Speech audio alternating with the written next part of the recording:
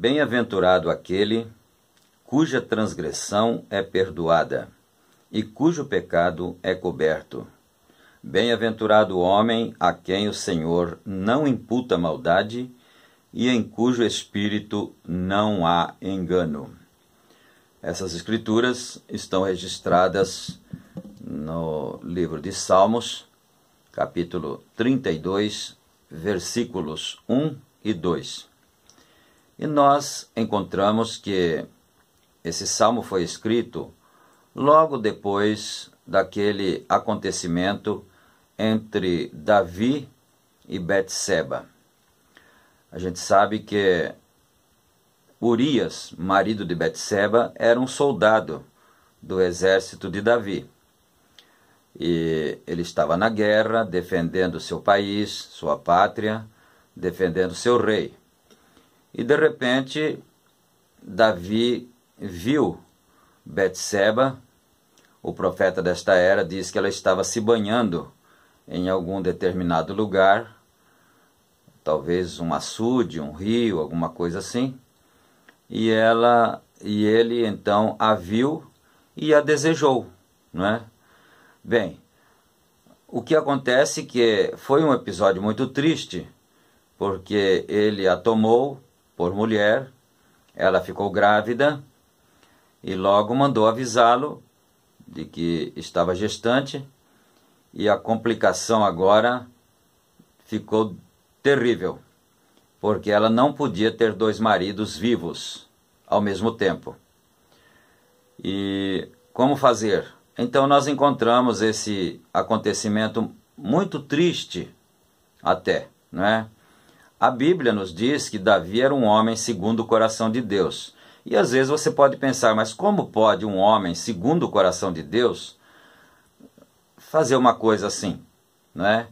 Ele pensou, o que nós vamos fazer agora? Ele era o rei, na verdade, mas ele respeitava seus súditos, ele amava seus súditos, e acima disso ele amava Deus, ele cria em Deus, não é? E como fazer isso? Então não tinha saída. Talvez é o que pode acontecer com alguém de nós, por exemplo, alguém que esteja vendo esse vídeo, numa situação sem saída, fica sem saber o que fazer.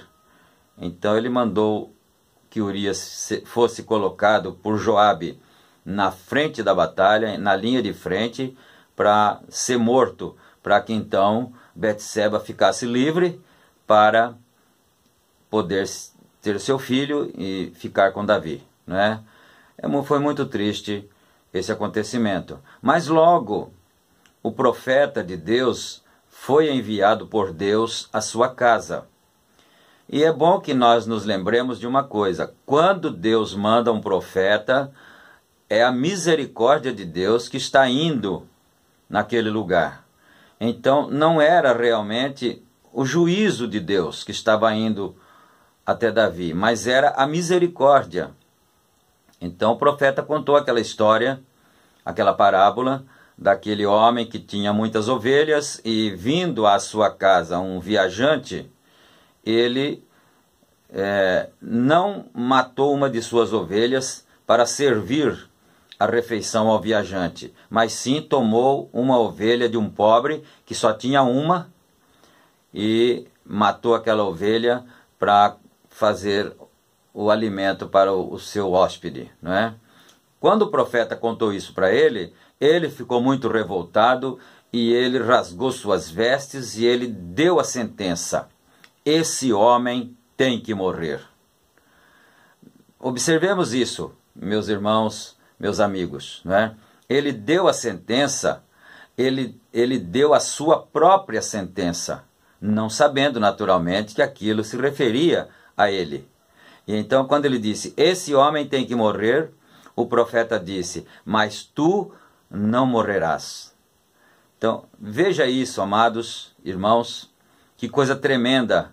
Depois disso, então foi que ele escreveu esse salmo: bem-aventurado é o homem cujas transgressões são perdoadas e cujos pecados são cobertos.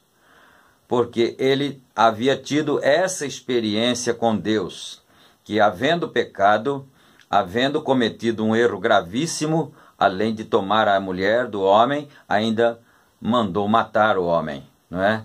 Mas, no entanto, você pode perguntar a si mesmo, pode se perguntar, então há injustiça em Deus? Deus não é justo? Deus não é igual para todos?